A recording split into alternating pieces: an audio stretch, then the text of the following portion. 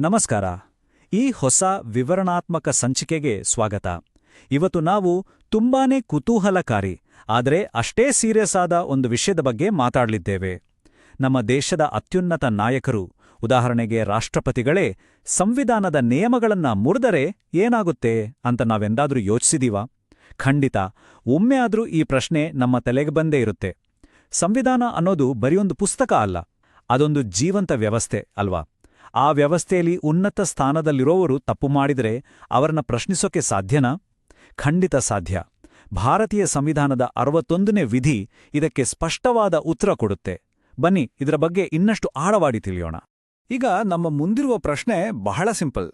ರಾಷ್ಟ್ರಪತಿಗಳೇ ನಿಯಮಗಳನ್ನ ಉಲ್ಲಂಘಿಸಿದ್ರೆ ಏನಾಗುತ್ತೆ? ಆಟ ಆಡುವಾಗ ಮಕ್ಕಳು ತಪ್ಪು ಮಾಡಿದ್ರೆ ಅವರನ್ನ ಆಟದಿಂದ ಆಚೆ ಹಾಕ್ತೀವಿ, ಸರಿ. ಆದರೆ ದೇಶದ ಅತ್ಯುನ್ನತ ನಾಯಕರನ್ನ ಆ ರೀತಿ ಸುಲಭವಾಗಿ ಹೊರಹಾಕೋಕೆ ಆಗತ್ತಾ? ಅವ್ರಿಗೆ ಏನಾದರೂ ಶಿಕ್ಷೆ ಇದೆಯಾ? ನೋಡಿ, ನಮ್ಮ ದೈನಂದಿನ ಜೀವನದ ನಿಯಮಗಳಿಗೂ ದೇಶ ಮುನ್ನಡೆಸುವ ನಿಯಮಗಳಿಗೂ ಅಜಗಜಾಂತರ ವ್ಯತ್ಯಾಸ ಇದೆ. ಆದರೆ ಜವಾಬ್ದಾರಿ ಅನ್ನೋದು ಎಲ್ಲರಿಗೂ ಒಂದೇ.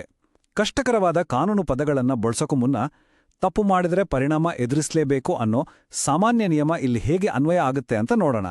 ಈಗ ನಾವು ಮೊದಲನೇ ಭಾಗಕ್ಕೆ ಬಂದಿದ್ದೀವಿ. ಅದೇ ಮಹಾಭಿಯೋಗ. ಇದೊಂದು ಮಹತ್ವದ ಪದ.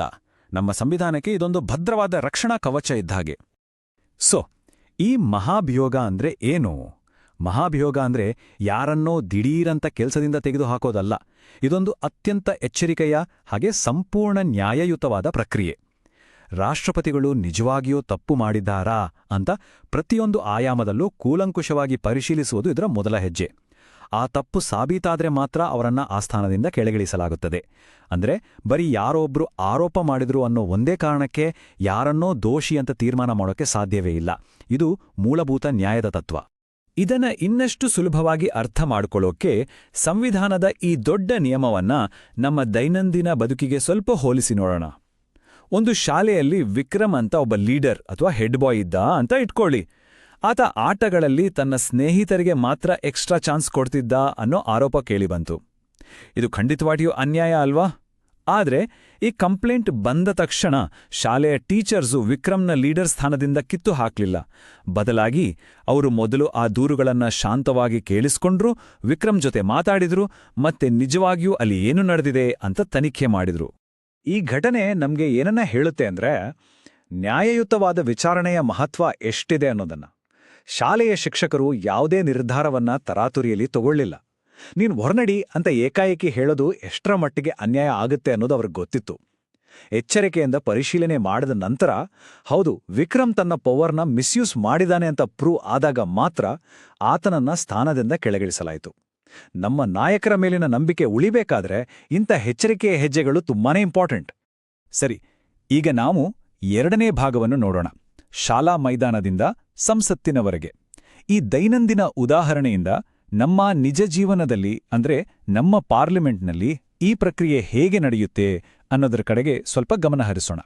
ಶಾಲೆಯಲ್ಲಿ ಶಿಕ್ಷಕರು ಹೇಗೆ ಒಟ್ಟಾಗಿ ಸೇರಿ ಆ ದೂರುಗಳನ್ನ ಆಲಿಸಿ ತನಿಖೆ ಮಾಡಿ ಒಂದು ಡಿಸಿಷನ್ ತಗೊಳ್ತಾರೋ, ಎಕ್ಸಾಕ್ಟ್ ಆಗಿ ಅದೇ ರೀತಿ ನಮ್ಮ ಸಂಸತ್ ಕೂಡ ಕೆಲಸ ಮಾಡುತ್ತೆ. ನಮ್ಮ ಸಂಸತ್ನಲ್ಲಿ ಲೋಕಸಭೆ ಮತ್ತು ರಾಜ್ಯಸಭೆ ಅಂತ 2 ಪ್ರಮುಖ ಭಾಗಗಳಿವೆ. ಈ 2 ಸದನಗಳ ನಡುವಿನ ಟೀಮ್ ವರ್ಕ್ ಇಲ್ಲಿ ಬಹಳ ಮುಖ್ಯ ಆಗುತ್ತೆ. ಒಂದು ಸದನವು ಆರೋಪವನ್ನ ಹೊರಿಸುವ ಮೂಲಕ ಪ್ರಕ್ರಿಯೆಯನ್ನ ಸ್ಟಾರ್ಟ್ ಮಾಡಿದ್ರೆ, ಮತ್ತೊಂದು ಸದನ ಆ ಆರೋಪಗಳ ಬಗ್ಗೆ ಬಹಳ ಡೀಟೇಲ್ಡ್ ಆಗಿ ತನಿಖೆ ಮಾಡುತ್ತೆ.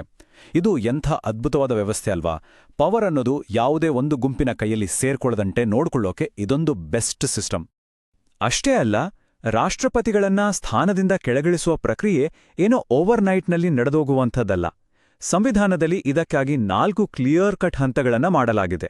ಮೊದಲನೆಯದಾಗಿ ಒಂದು ನೋಟಿಸ್ ನೀಡಲಾಗುತ್ತೆ. ಅಂದ್ರೆ ಇಲ್ಲೇನೋ ತಪ್ಪಾಗಿದೆ ಅಂತ ನಮಗನ್ನಿಸ್ತಿದೆ ಅಂತ ಅಧಿಕೃತವಾಗಿ ತಿಳಿಸೋದು.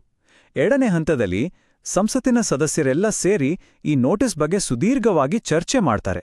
ಮೂರನೆಯದಾಗಿ ಅತ್ಯಂತ ಎಚ್ಚರಿಕೆಯ ಹಾಗೂ ನಿಷ್ಪಕ್ಷಪಾತವಾದ ತನಿಖೆ ನಡೆಯುತ್ತೆ. ಕೊನೆಯದಾಗಿ ಈ ತನಿಖೆಯ ಆಧಾರದ ಮೇಲೆ ದೊಡ್ಡ ಬಹುಮತದಿಂದ ಮತದಾನವಾದರೆ ಮಾತ್ರ ರಾಷ್ಟ್ರಪತಿಗಳನ್ನ ತೆಗೆದುಹಾಕಲು ಸಾಧ್ಯ. ಈ ಪ್ರೊಸೀಜರ್ ಸ್ವಲ್ಪ ನಿಧಾನ ಅನ್ಸಿದ್ರೂ ಇದರಿಂದ ಯಾರಿಗೂ ಅನ್ಯಾಯ ಆಗದಂತೆ ತಡೆಯಬಹುದು. ಮುಂದಿನ ಭಾಗ ನ್ಯಾಯದ ದ್ವಿಮುಖ ಸಂಚಾರ. ಈ ಪ್ರಕ್ರಿಯೆ ನಾಯಕರ ಸುರಕ್ಷತೆ ಮತ್ತು ರಕ್ಷಣೆಯ ಬಗ್ಗೆಯೂ ಗಮನಹರಿಸುತ್ತೆ. ಅಕಸ್ಮಾತ್ ನಾಯಕರ ಮೇಲಿನ ಆರೋಪ ಸುಳ್ಳಾಗಿದ್ರೆ ಕಥೆಯೇನೋ? ಬನ್ನಿ ನೋಡೋಣ. ಇದನ್ನ ಅರ್ಥ ಮಾಡ್ಕೊಳ್ಳೋಕೆ ಮತ್ತೊಂದು ಸಣ್ಣ ಎಕ್ಸಾಂಪಲ್ ನೋಡೋಣ. ಕೆಲವು ಮಕ್ಕಳು ಆಟ ಆಡ್ತಾ ಇದ್ದಾರೆ, ಅದರಲ್ಲಿ ಮೀರಾ ಅನ್ನೋ ಹುಡುಗಿ ಆಟದ ಜಡ್ಜ್ ಆಗಿದ್ದಾಳೆ ಅಂತ ಇಮ್ಯಾಜಿನ್ ಮಾಡ್ಕೊಳ್ಳಿ. ಇದಕ್ಕಿದ್ದಂತೆ ಒಬ್ಬ ಆಟಗಾರ ಮೀರಾ ಮೋಸ ಮಾಡ್ತಿದ್ದಾಳೆ ಅಂತ ಕೂಗ್ತಾನೆ. ಹೀಗೆ ಕೇವಲ ಒಬ್ಬ ಆರೋಪ ಮಾಡಿದ ತಕ್ಷಣ ಮೀರಾನ ಜಡ್ಜ್ ಸ್ಥಾನದಿಂದ ತೆಗ್ದಾಕ್ಬೇಕಾ? ಖಂಡಿತ ಇಲ್ಲ ಅಲ್ವಾ? ಯಾವುದೇ ದೊಡ್ಡ ನಿರ್ಧಾರ ತಗೊಳ್ಳೋ ಮುಂಚೆ ಪರಿಶೀಲನೆ ಮಾಡೋದು ತುಂಬಾನೇ ಇಂಪಾರ್ಟೆಂಟ್. ಮೊದಲು ಚೆಕ್ ಮಾಡಿ, ಬಹುಶಃ ಅದು ತಪ್ಪು ತಿಳುವಳಿಕೆ ಕೂಡ ಆಗಿರ್ಬೋದು ಅನ್ನೋದು ಇಲ್ಲಿನ ಪಾಯಿಂಟ್. ಸಂವಿಧಾನದ 61ನೇ ವಿಧಿ ಕೂಡ ಎಕ್ಸಾಕ್ಟ್ ಆಗಿ ಇದೇ ರೀತಿ ಕೆಲಸ ಮಾಡುತ್ತೆ. ಸುಳ್ಳು ಆರೋಪಗಳಿಂದ ಮುಗ್ಧ ನಾಯಕರನ್ನ ರಕ್ಷಿಸುವ ಒಂದು ಸೇಫ್ಟಿ ರೂಲ್ ಆಗಿದ್ದು ಕೆಲಸ ಮಾಡುತ್ತೆ. ಇದು ಪ್ರಕ್ರಿಯೆಯನ್ನ ಎರಡೂ ಕಡೆಯಿಂದಲೂ ಬ್ಯಾಲೆನ್ಸ್ಡ್ ಮತ್ತು ಫೇರ್ ಆಗಿ ಇಡುತ್ತೆ. ಈಗ ಕೊನೆಯ ಭಾಗಕ್ಕೆ ಬಂದಿದ್ದೀವಿ, ನಂಬಿಕೆ ಮತ್ತು ಜವಾಬ್ದಾರಿ. ಇದು ಬರೀ ಒಂದು ಕಾನೂನಿನ ವಿಚಾರ ಮಾತ್ರ ಅಲ್ಲ, ಈ ನಿಯಮದ ಹಿಂದಿರುವ ಅಂತಿಮ ತತ್ವನೇ ಬೇರೆ. ನಾವಿಲ್ಲಿ ಅರ್ಥ ಮಾಡ್ಕೊಳ್ಬೇಕಾದ ಅತ್ಯಂತ ಪ್ರಮುಖವಾದ ಅಂಶ ಅಂದ್ರೆ ನಿಯಮಗಳಿಗಿಂತ ಯಾರೂ ಮೇಲಲ್ಲ ಅನ್ನೋ ಸತ್ಯ. ಈ 61ನೇ ವಿಧಿಯ ಉದ್ದೇಶ ರಾಷ್ಟ್ರಪತಿಗಳನ್ನ ಸುಮ್ಮನೆ ಹೆದರಿಸೋದಲ್ಲ, ಬದಲಾಗಿ ಅವರು ತಮ್ಮ ಜವಾಬ್ದಾರಿಯನ್ನ ಪ್ರಾಮಾಣಿಕತೆಯಿಂದ ನಿಭಾಯಿಸುವಂತೆ ಮಾಡೋದು. ಪ್ರತಿಯೊಬ್ಬ ನಾಯಕನೂ ತಾನು ಜನರಿಗೆ ಜವಾಬ್ದಾರ ಅಂತ ನೆನಪಿಸುವ ವ್ಯವಸ್ಥೆ ಇದು. ಇಂಥ ನ್ಯಾಯಯುತವಾದ ಪ್ರಕ್ರಿಯೆಗಳು ನಮ್ಮ ಇಡೀ ವ್ಯವಸ್ಥೆಯನ್ನ ಬಲಪಡಿಸುತ್ತವೆ. ಅಂತಿಮವಾಗಿ ಪ್ರಜಾಪ್ರಭುತ್ವದಲ್ಲಿ ಜನರ ನಂಬಿಕೆಯೇ ಅತಿದೊಡ್ಡ ಶಕ್ತಿ. ಆ ನಂಬಿಕೆಯನ್ನ ಯಾವುದೇ ಬೆಲೆ ತೆತ್ತಾದ್ರೂ ನಾವು ರಕ್ಷಿಸಲೇಬೇಕು. ಕೊನೆಯದಾಗಿ ಒಂದು ಬಹಳ ಇಂಟ್ರೆಸ್ಟಿಂಗ್ ಆದ ಪ್ರಶ್ನೆ. ಯಾರಿಗಾದ್ರೂ ಒಂದು ದೊಡ್ಡ ಜವಾಬ್ದಾರಿ ಕೊಟ್ಟಾಗ ಅಲ್ಲಿ ಯಾವುದು ಹೆಚ್ಚು ಮುಖ್ಯ ಆಗತ್ತೆ? ಕೇವಲ ಅಧಿಕಾರವನ್ನ ಚಲಾಯಿಸುವುದಾ ಅಥವಾ ಆ ಅಧಿಕಾರವನ್ನ ಪ್ರಾಮಾಣಿಕತೆಯಿಂದ ನಿಭಾಯಿಸುವುದಾ? ಲೀಡರ್ಶಿಪ್ ಮತ್ತು ಪ್ರಾಮಾಣಿಕತೆಯ ನಡುವಿನ ಈ ಸೂಕ್ಷ್ಮವಾದ ಸಂಬಂಧದ ಬಗ್ಗೆ ನಾವೆಲ್ಲರೂ ಒಮ್ಮೆ ಆಳವಾಗಿ ಯೋಚಿಸಬೇಕು.